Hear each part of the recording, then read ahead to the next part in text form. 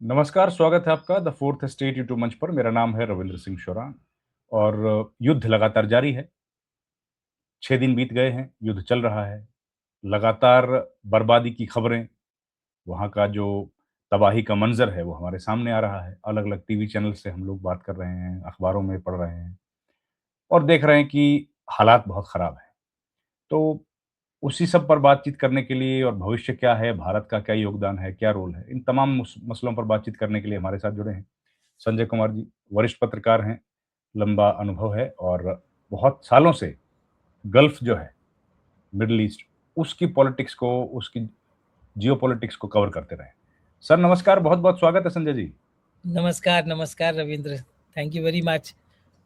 Sir ये माहौल क्या बन रहा है? लगातार 6-7 दिन हो गए हैं युद्ध, खामेनी की मौत को भी लंबा समय बीता।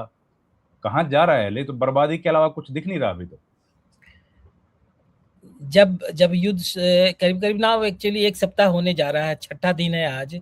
जब शुरू हुआ तो लगा कि ये खत्म हो जाएगा जब खमेनेई की मौत हो गई। इंटरनेशनल इंटरनेशनल अरीना में, अंतर्राष्ट्रीय जगत में यही एक माहौल बना, यही परसेप्शन बना कि खमेनेई की मौत के बाद अब तो युद्ध करीब-करीब समाप्त है और ईरान की जो सत्ता है वो नेस्त-नाबूद हो जाएगी, सरेंडर कर देगी और वहाँ पे रेजीम, जिसको रेजीम बोलते हैं, रेजीम चेंज हो जाएगा। और अमेरिका जो अपनी मंशा रखता है, इजराइल जो अपनी मंशा रखता है कि ईरान में एक उसके द्वारा स्थापित सरकार हो और जो उसकी बात माने और जो उसके उसके मिडिल ईस्ट में जो राजनीति अमेरिका और इजराइल कर रहा है, उस राजनीति में कोई दखल देने वाला ना हो। तो एक ये था कि ये गोल था, कम से कम ये लोगों को समझाया जा रहा था। लोग अमेरिका और इजराइल दोनों यही छत पे चढ़कर बोल रहे थे कि भाई ऐसा ही होगा। 6 दिन गुजर गए, खamenei के भी मरे हुए 5 दिन गुजर गए और जो माहौल है, जो अभी तक जो दिख रहा है, उससे साफ लग रहा है कि ईरान डटा हुआ है। ईरान अपनी ऐसा लग रहा है कि ईरान अपने अस्तित्व की लड़ाई लड़ रहा है, अब नहीं तो कभी भी नहीं। ये उस ढंग की लड़ाई है और जो और अमेरिका एकदम कारपेट बॉम्बिंग किए हुए है पूरे ईरान में और तहस-नहस बर्बादी कर रहा है। और इस बीच जो मैं मुझे जो as somebody who understands politics और थोड़ा बहुत कोशिश करते हैं समझने की कि जो इसमें अचीव क्या करना चाहते हैं। आप अगर ईरान की बेहतरी चाहते हैं तो ईरान को आप नेस्त-नाबूद नहीं करेंगे। ईरान के लोगों को आप नहीं मारेंगे। ईरान में आपने पहला ही दिन आप देखिए, पहला ही दिन जो बम्बार्डमेंट वहाँ पे ईरान में हुआ, वो स्कूल पे गिरा जिसमें 165 लड़कियाँ, 7 से 9 साल, 10 साल की बच्चियाँ, वो सारे खत्म हो गए। इतनी मौतें, मतलब ये दोबारा गाजा एक रिपीटिशन था वहाँ पे। अगर इसमें एक स्कूल पे अटैक करके आप क्या अचीव करना चाहते थे? तो अगर अगर वेस्टर्न वर्ल्ड की ये मंशा थी कि ईरान में सत्ता बदला जाए और वहाँ के लोगों को वो राजनीतिक स्वायत्तता, वो राजनीतिक छूट मिले और वो राजनीतिक लिबर्टी मिले जो वो अब तक नहीं पा पाए हैं 1979 के संघर्ष के, इस्लामिक रेवोल्यूशन के बाद। अगर ये एम था तो ये मारना कहीं से जस्टिफाई नहीं करता। आप आम लोगों को मार रहे हैं तो आप ये समझ रहे हैं कि तो आपको ईरान में इंटरेस्ट नहीं है। आप केवल ईरान के भूभाग में इंटरेस्ट है, ईरान के लोगों में नहीं इंटरेस्ट है। एक तो साफ ये दिखता है। दूसरी बात कि आप ले कहाँ जा रहे हैं इस युद्ध को? ईरान को आप ब्लेम नहीं कर सकते। ईरान अग्रेसर नहीं है। इस युद्ध में ये युद्ध आपने शुरू की। आप अभी बॉम्बार्डमेंट कर रहे हैं, ईरान रिएक्ट कर रहा है। ईरान आप देखिए कि एक सिंपल सा एग्जांपल, मान लिया सड़क पर खड़ा है और लड़ाई हो जाती है और 4-5 पहलवान हैं, गुंडे हैं, वो आके किसी को पीट रहे हैं। अब दूसरा बचाने के लिए हाथ-पाँव मार रहा है, पैर भी मार रहा है, 1-2 पत्थर भी मार रहा है, लेकिन जो मारने वाला वो मार ही रहा है। तो अब जब तक वो मारने वाला रोकेगा नहीं मारने से, तब तक दूसरा कैसे रिएक्ट करेगा? सॉरी भी कैसे बोलेगा? चाहे वो समझाएगा कैसे कि भाई मेरी गलती नहीं थी? यहाँ तो यही यही हाल है। आप बम्बार्डमेंट पे बम्बार्डमेंट किए जा रहे हो, अरे आप एक ब्रीदिंग स्पेस भी नहीं दे रहे। आप जिस जिस रेजीम को बदलने की कोशिश कर रहे हो, आप उस रेजीम से ही, उस रेजीम से अगर आप बातचीत फ्यूचर में करोगे, उसी रेजीम से बातचीत करोगे। एक इंटरेस्टिंग वाकया ये हो गया कि अमेरिकन राष्ट्रपति ने आज बात की कि हम चाहते हैं कि जो जो रेजीम बदले उसमें हमारा भी स्टेक हो, हम भी इस बदलाव के बदलाव में शामिल हों। शायद जी। वो वेनेजुएला का एग्जाम्पल दे रहे हैं, जहाँ पे उन्होंने प्रेसिडेंट मोदरो को वहाँ से हटाया और किडनैप करके अमेरिका लेकर चले आए। शायद वही चीज़ प्रेसिडेंट ट्रम्प के दिमाग में है और वही चीज़ रिपीट करना चाहते हैं। शायद वो भूल गए कि ईरान एक अलग ही सभ्यता है, एक अलग ही संस्कृति है, एक अलग ही सोच है और एक अलग ही जिद है।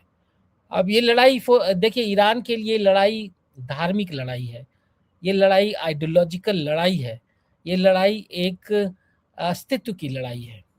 ईरान अब उस दौर से गुजर रहा है और इसमें जो दिख रहा है कि ईरान के जो अभी लोग, अभी जो शासक वर्ग है, जो इस्लामिक रेवोल्यूशन 1989 में लाए थे, इन लोगों ने अमेरिका को एक बार पहले भी हराया है 1989 में।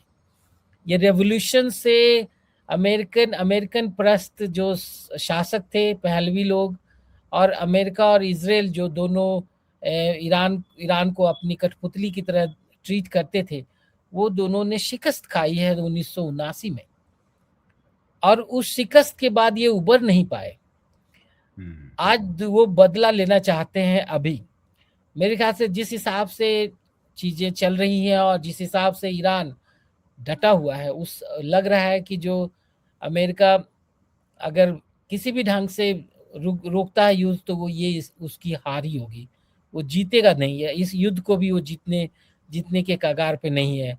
जब लास्ट आपको याद होगा कि पिछले जून को जब 12 दिन की लड़ाई हुई और अमेरिका और इजराइल ने दोनों ने क्लेम किया कि हमने ईरान के पूरे परमाणु संयंत्र को हाँ, नष्ट कर खत्म कर दिया, दिया। उनके पूरे पूरे जितने भी थे परमाणु अस्त्र शास्त्र सब चीज खत्म कर दिए। तो अब क्या बोल रहे हो? अब अभी भी तो आप बोल रहे हो कि परमाणु शस्त्र को खत्म करना चाहते हैं। तो ये मतलब नहीं उस तो लेकिन समय संजय जी, बहुत बड़ी बात आप कह रहे हैं। अब तो बहुत भाई, वो विश्व शक्ति है, इतना बड़ा देश है, इजराइल टेक्नोलॉजी का मास्टर है, वो हरा नहीं पाएंगे किसी भी कीमत पे ईरान को। हराने के लिए केवल युद्ध, केवल वेपन नहीं होता है। हराने के लिए आपको एक एक जो होता है कि जाजिबाल, आप में एक क्लैरिटी ऑफ थॉट, क्या मकसद है। आप तो केवल छेड़ना चाहते हैं, आप केवल बर्बाद करना चाहते हैं। आपका जीत हार तभी होता है जब इक्वल हो। जी। ईरान कहीं से भी इक्वल नहीं है। आप एक छोटी ताकत पे जो पिछले 30 साल से अलग अलग सैंक्शंस झेलते आ रहा है, जो अपनी आर्थिक जो क्षमता है उसका 20% भी वो अभी तक रियलाइज नहीं कर पाया इस सैंक्शन की वजह से। आज जो दुबई और यूएई है, आज वो ईरान भी वही चीज हो सकता था अगर अमेरिका और वेस्टर्न जो शक्तियां हैं उसको इतना दबाती नहीं, सैंक्शन नहीं लगाती। ईरान ईरान में ज्यादा पोटेंशियल है यूएई वगैरह से। ईरान मुकाबला। उस पूरे इलाके का सबसे बड़ा मुल्क है। राइट। उसकी अपनी एक जो कहते हैं नेचुरल ब्यूटी है, नेचुरल रिसोर्सेज है, एक अपनी संपदा है। तो वो आगे बढ़ता है ऐसा कि जो पूरे मिडिल ईस्ट का सबसे सुखी और संपन्न देश होता वो। बिल्कुल। लेकिन आपने उसको इसे होने नहीं दिया। आप उस ताकत पे अटैक कर रहे हैं जो इतने दिनों से आप ही के द्वारा जो प्रायोजित सैंक्शन है उसी को झेल रहा है। आप उस पे अटैक कर रहे हो, एक कमजोर पे अटैक कर रहे हो और चाह रहे हो कि उस और अगर आप जीत जाए, अगर आप उनको सबड्यू कर दे तो उस सब्जुगेशन को आप उसको जीत का दर्जा लेना चाहते हो उसका। ये तो कहीं से जीत नहीं हुई ना, ये तो नहीं हुई। टू अनइक्वल्स के बीच लड़ाई है। लेकिन ईरान अगर अगर आज तटस्थ है, अगर आज वो लड़ रहा है और आपको आर्थिक रूप से अलग अलग जगह नुकसान पहुंचा रहा है, आपको मजबूर कर दिया कि आप सैंक्शन लगा दे अपने इंफॉर्मेशन पे, कि जो बताए किसी से कहीं से खबर लीक ना हो कि कितना नुकसान हुआ, कितने लोगों की जान गई। आज इजराइल से सारा इंफॉर्मेशन नहीं आ रहा। अमेरिका में कितना नुकसान हुआ उसका सारा इंफॉर्मेशन नहीं आ रहा। तो आप तो ऑलरेडी युद्ध अगर इतना रिसोर्सेज होने के बावजूद भी आप युद्ध में समझिए कि जीतने की स्थिति में नहीं है। आज आज आज अमेरिका जिस हिसाब से चल रहा है, दूसरा वियतनाम मेरे ख्याल से वो देख रहा है ईरान में। आप वियतनाम वाले गरीब लोग और किसान लोगों ने आपको हराया, एक अपने विल पावर से, अपने आइडियोलॉजिकल स्ट्रेंथ से। आप यहाँ भी हारेंगे। आप ऑलरेडी देखिए इकोनॉमिकली कितना डैमेज हो चुका है, पूरे दुनिया में क्योस हो चुका है। ईरान ने जो स्ट्रेट ऑफ हॉर्मुज पे वहाँ पे बंद कर दिया ट्रेड, उसकी वजह से सब जगह आप हाहाकार मचा हुआ है। इंडिया जैसे देश में भी अब एलपीजी एलएनजी सारे इस पे अब सरकार बोल रही कि संयम से इसको खर्चा किया जाए, उसमें भी आप थोड़ा सा उसमें कटौती करना चाहते हैं।